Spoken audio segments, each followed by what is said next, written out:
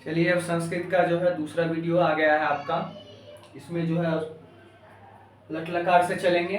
पिछले वीडियो में मैंने बता दिया था आपको वचन और पुरुष के बारे में, कुछ फॉर्मूला जो था वो बताया था मैंने। आज लट लकार से स्टार्ट करते हैं इसको। लट लकार यानी वर्तमान काल। लट लकार आपका हो गया वर्तमान काल, ठीक है, वर्तमान काल हो गया आपका। अब देखिए, एक लट लकार वर्तमान काल का जो फॉर्मूला है वो है आपका तीत अंति सी थ थो अमी आवह अम। ये आपका एक वचन हो गया, द्विवचन हो गया, बहुवचन। देखिए, इसमें ये है कि अगर किसी एक आदमी का के लिए हम कोई चीज बोल रहे हैं, किसी एक आदमी को जैसे कह रहे हैं कि राम जा रहा है, राम जा रहा है, तो सिर्फ राम जा रहा है तो उसमें एक वचन का प्रयोग होगा। अब जैसे दो लड़का जा रहा है तो हम उसको बोलेंगे कि देखो वे दोनों जा रहे हैं, तो वे दोनों जा रहे हैं यानी एक से अधिक हो गए, तो इसके लिए हम द्विवचन का प्रयोग करेंगे।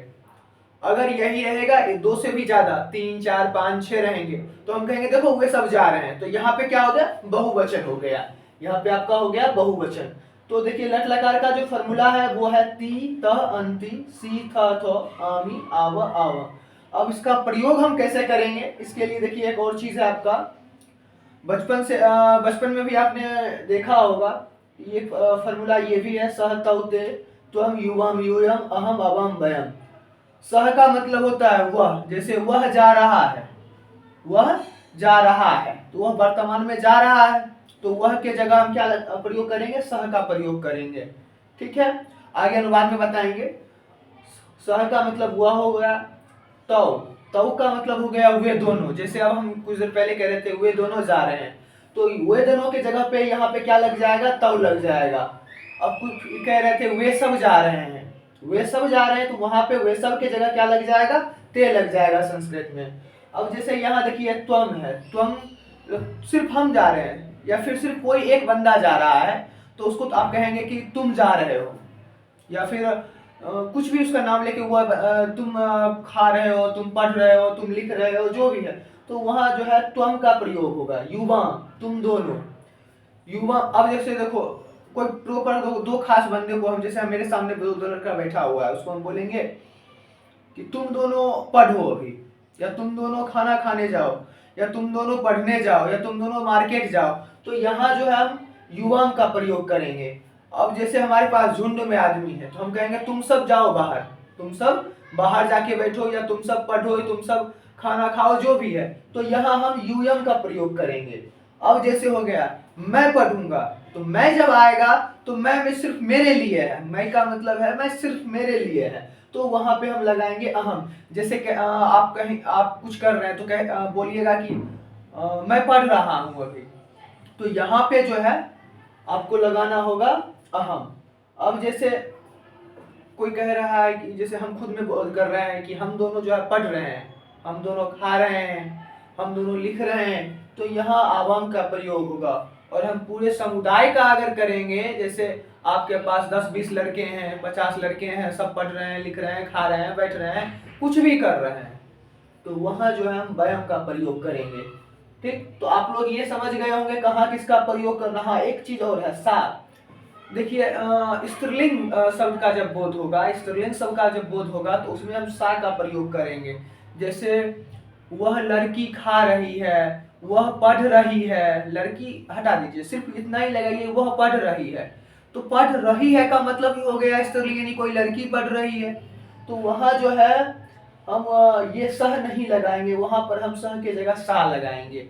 बाकी हर जगह जो भी है वही लगाएंगे, बस यहाँ पे जो है सह के जगह हम साई का प्रयोग करेंगे।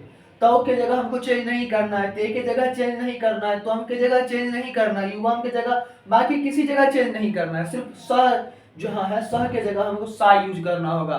लड़कियों में नहीं, स्त्रीलिंग का जब बोध होगा वहां पे हम सा यूज करेंगे, लड़का में नहीं करेंगे। जैसे वह लड़का या वह खा रहा है, तो यहाँ साफ साफ बोध हो रहा है कि कोई लड़का के बारे में ही जिक्र किया जा रहा है, यानी कोई पुल्लिंग शब्द का ही जिक्र किया जा रहा है।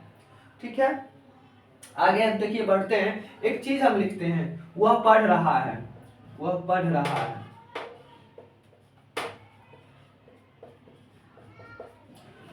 वह पढ़ रहा है, मतलब ये तो वर्तमान में पढ़ रहा है अभी, वर्तमान में वह पढ़ रहा है का मतलब ये है कि वो पढ़ रहा है अभी। अब देखिए हम उसको संस्कृत में अनुवाद कैसे करेंगे।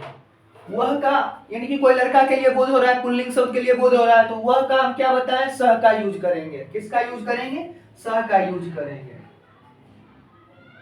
और आपको एक धातु रूप हम लिख के दे देंगे या लिखवा देंगे नेक्स्ट वीडियो में। एक धातु रूप का जो है वीडियो ला के देंगे। जैसे पढ़ना है तो पढ़ना का कौन सा धातु होगा, लिखना है तो उसका कौन सा धातु रूप होगा, जाना है तो उसका कौन सा धातु रूप होगा, पानी जैसे पीते हैं तो उसका दूसरा जो है धातु रूप क्या होगा, ये सब का एक वीडियो हम डालेंगे। जैसे आप देखिए यहाँ पे कह रहा है वह पढ़ रहा है, तो वह के जगह क्या जो है लगे, सह लगेगा। पढ़ रहा है यानी वर्तमान में ना पढ़ रहा है, तो वर्तमान में पढ़ रहा है और एक आदमी पढ़ रहा है, तो इसके सामने देखिए ऊपर क्या है, जैसे फर्स्ट पोजीशन पे देखिए ये है ना एक वचन प्रथम पुरुष में, तो यहाँ भी देखिए एक वचन प्रथम पुरुष में क्या है, ती है। तो देखिए पढ़ना का होता है पठ, पढ़ना का होता है आपका पठ होता है, पढ़ना का पठ होता है। तो मान लीजिए हम पठ लिख दिए, ठीक है। अब पठ के साथ क्या लगाएंगे, तो देखिए यहाँ इसके साथ यहाँ पे क्या है, ती है ना, सह के जगह पे देखिए यहाँ पे क्या है, ती है, तो वो ती को उठा के लाएंगे और यहाँ रख देंगे, स पठती, सह पठती। अब देखिए ये आपका जो है संस्कृत अनुवाद हो गया। कितना इजी है, स पठती, कुछ किए इसमें, कुछ नहीं किए, सिर्फ वह काम को पता चल गया कि स होता है और पढ़ना का पठ होता है। ये धातु वाला वीडियो हम डाल देंगे आप लोग के लिए। पठ होता है, अब पठ को लिख दिए। अब देखिए सह के साथ यहाँ पे क्या है, जिसके साथ जो रहेगा उसको उठा के वहां लगाना है बस। सह के साथ यहाँ पे क्या है, देखिए ती है, तो पठ के आगे हम क्या जोड़ दिए, ती, तो स पठती, वह पढ़ रहा है। अब दूसरा अनुवाद लेते हैं, इसको आप नोट कर लीजिएगा। दूसरा अनुवाद देखिए, वह लिख रहा है, वह लिख रहा है।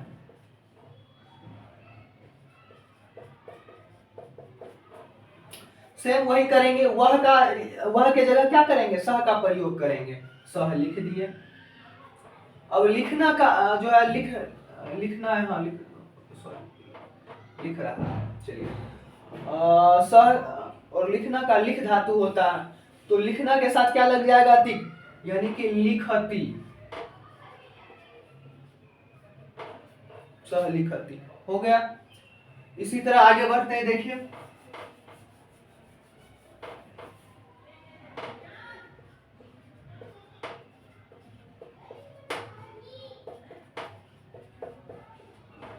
तुम पढ़ रहे हो, यह भी एक संस्कृत का वाक्य है, हिंदी का वाक्य है, सॉरी।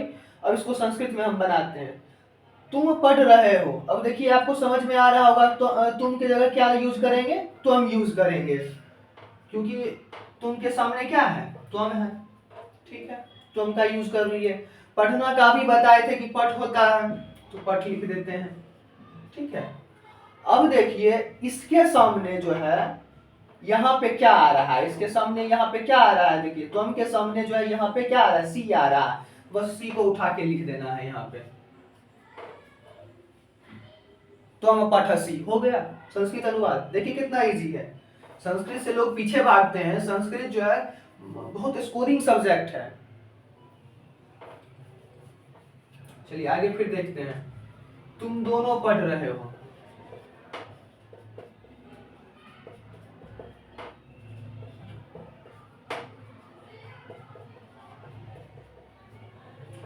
तुम दोनों पढ़ रहे हो। देखिए यहाँ पे तुम दोनों का क्या लिखा हुआ है, युवाम लिखा हुआ, युवाम लिख देंगे। पढ़ना का पठ होता है, याद ही हो गया होगा आप लोग को, पढ़ना का क्या होता है, पठ होता है, पठ लिख दिए। अब देखिए इसके सामने यहाँ पे क्या है, देखिए ये बीच में है, इधर से दूसरे लाइन में देखिए ये बीच में, यहाँ से ये देखिए ये भी बीच में। अब इसको यहाँ इसके सामने जो रहेगा उसको उठा के लाना है, तो युवाम के सामने क्या है, था है, इसको था का यूज कर दिए यहाँ पे, युवाम पठ था हो गया, आपका जो है ये अनुवाद बन गया, ठीक है। तो अब हमें लगता है कि आप जो है लट लकार वर्तमान काल में आपको दिक्कत नहीं होगा। बस ये देखना है कि आपको कहाँ पे क्या यूज करना है, सह के साथ क्या लगेगा, तो वह जैसे हम सह का प्रयोग करेंगे तो सह का वह जहाँ रहेगा वहां पे सह का यूज करेंगे, वे दोनों रहेंगे तो का यूज करेंगे, वे सब रहेंगे तो ते का यूज करेंगे, तुम रहोगे तो तुम का यूज करेंगे, तुम दोनों तो युवाम हो जाएगा, तुम सब तो युयम हो जाएगा।